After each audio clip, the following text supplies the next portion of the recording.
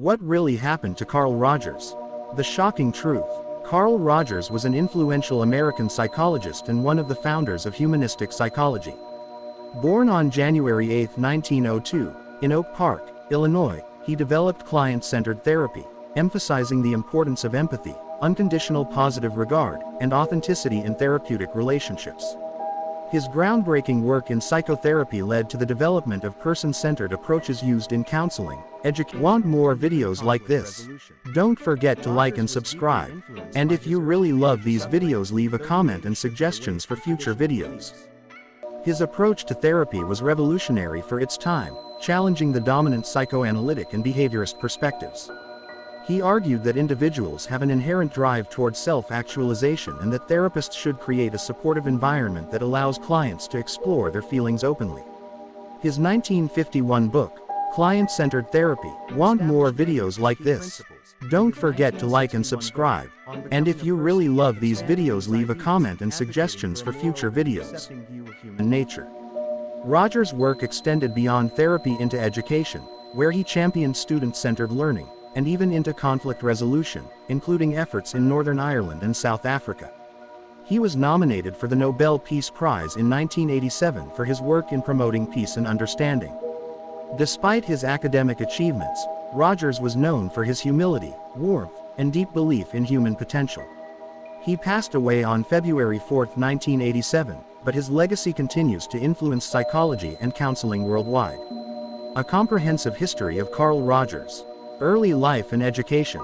Carl Ransom Rogers was born on January 8, 1902, in Oak Park, Illinois, a suburban area of Chicago. He was the fourth of 6 children in a deeply religious and conservative Protestant family. His father, Walter Rogers, was a civil engineer, and his mother, Julia Cushing Rogers, was a homemaker devoted to strict moral values. Rogers' early life was characterized by structure, hard work, and strong religious influences, which shaped his initial worldview. As a child, Rogers was introverted and spent much of his time reading and exploring his interests in science and agriculture. His family moved to a farm in Glen Ellyn, Illinois, when he was 12, where he developed a deep appreciation for nature and scientific inquiry. This rural upbringing also reinforced his strong work ethic and sense of independence. Rogers initially enrolled at the University of Wisconsin-Madison in 1919 with the intent of studying agriculture.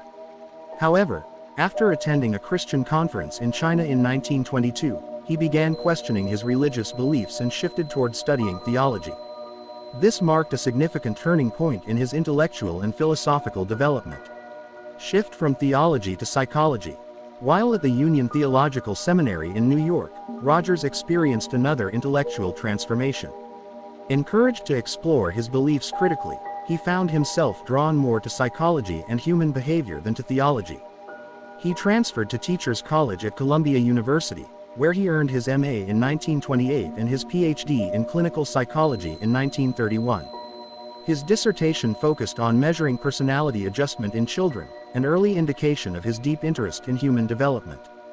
During his time at Columbia, Rogers was heavily influenced by Otto Rank, a former student of Sigmund Freud. Rank's ideas on the importance of the therapeutic relationship and personal experience played a crucial role in shaping Rogers' humanistic perspective.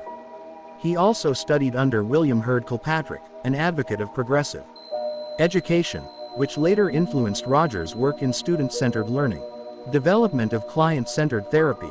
Rogers' career in clinical psychology began at the Rochester Society for the Prevention of Cruelty to Children, where he worked from 1928 to 1940. Here, he encountered children with deep emotional and psychological struggles, leading him to question the effectiveness of traditional psychoanalytic methods. Instead of focusing on diagnosing and labeling disorders, he began developing a more person-centered approach that emphasized the individual's capacity for self-healing. In 1940, Rogers became a professor at Ohio State University, where he began formalizing his ideas on therapy.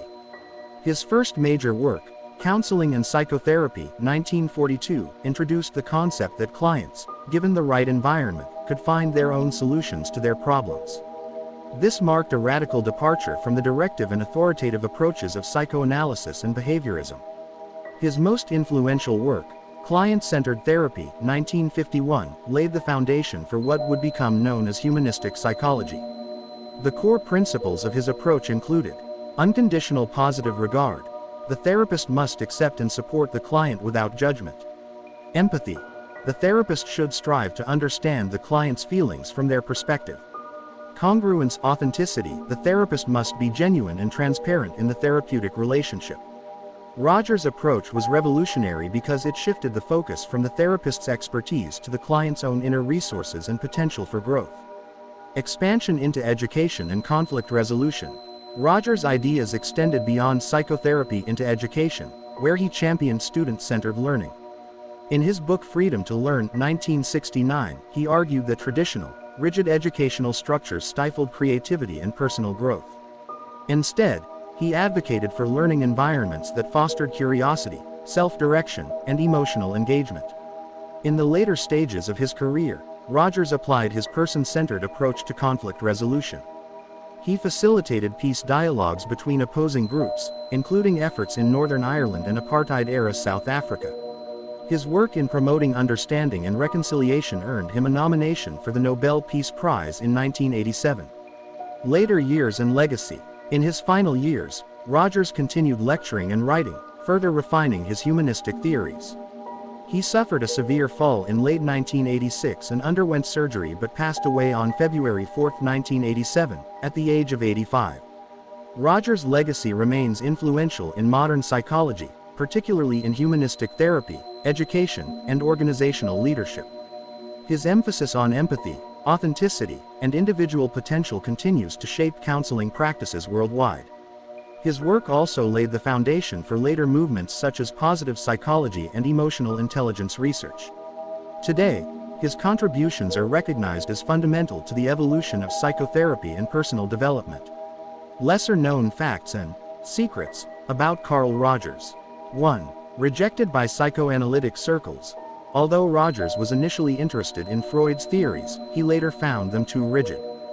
This led to friction between him and the dominant psychoanalytic community. 2. Experimented with encounter groups. Rogers pioneered the use of encounter groups in the 1960s, where participants engaged in deep emotional exchanges to enhance personal growth. 3. Advocated for psychedelic research. Toward the end of his career, Rogers showed interest in the potential therapeutic benefits of psychedelics like LSD, though he never formally endorsed their use. 4. The silent sessions experiment. Rogers once conducted therapy sessions where he spoke minimally, allowing the client to guide the entire process. This reinforced his belief in the client's self-actualizing tendencies. 5. Tension with behaviorists. Rogers frequently clashed with behaviorists like B.F. Skinner, who argued for external control over behavior, while Rogers championed internal self-directed growth. 6. His daughter became a therapist. His daughter, Natalie Rogers, followed in his footsteps, developing expressive arts therapy, which integrates creativity into psychological healing. Carl Rogers was a visionary who transformed the landscape of psychology. His humanistic approach, centered on empathy and personal growth, challenged traditional psychotherapy and introduced a more compassionate, client-driven model. Beyond therapy, his influence extended into education, conflict resolution, and organizational development, making his contributions timeless and universally applicable. His belief in human potential continues to inspire generations of psychologists, educators, and leaders worldwide. Carl Rogers did not experience a dramatic downfall in the traditional sense, as he remained respected in the field of psychology until his passing. However, some aspects of his career faced significant challenges and opposition. While Rogers remained influential, his humanistic approach was heavily criticized by the dominant psychological schools of thought at the time. His work was often dismissed by behaviorists and psychoanalysts, who viewed it as too subjective and unscientific. Additionally, in the 1960s and 70s, Rogers experimented with encounter groups, intensive, emotionally charged group therapy sessions. Some of these groups led to unintended psychological distress among participants, raising ethical concerns and damaging his reputation in certain circles. What made him famous? How big was his success? Carl Rogers became one of the most influential psychologists of the 20th century, revolutionizing therapy with his client-centered approach. His books, including Client-Centered Therapy, 1951, and On Becoming a Person, 1961, became foundational texts in psychology. His impact extended beyond therapy into education and conflict resolution, even earning him a Nobel Peace Prize nomination in 1987. His person-centered therapy model influenced countless therapists and reshaped modern counseling practices. The downfall: financial problems, bad decisions, industry blackballing, personal struggles. Rogers did not face financial ruin or industry blackballing, but his ideas were often sidelined by more dominant psychological movements, especially behaviorism and psychoanalysis. His emphasis on personal growth and self-actualization was sometimes seen as lacking scientific rigor. Furthermore, his later advocacy for encounter groups and openness to controversial ideas, such as the potential use of psychedelics in therapy, led some in academia to view his work as too radical. Carl Rogers passed away in 1987, but his legacy remains strong.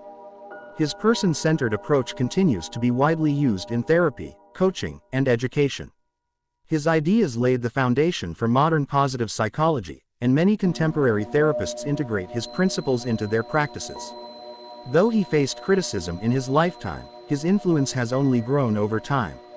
Lessons from his story: what can anyone learn? Stay true to your vision. Despite opposition, Rogers remained committed to his belief in the power of empathy and self-actualization. Challenge traditional norms. He revolutionized therapy by questioning the authority of the therapist and empowering clients. Adaptation is key. His ideas evolved from therapy to education and even conflict resolution, showing the importance of applying one's expertise in multiple fields. Scientific backing matters. While his humanistic approach was revolutionary, stronger empirical support could have strengthened its acceptance in mainstream psychology.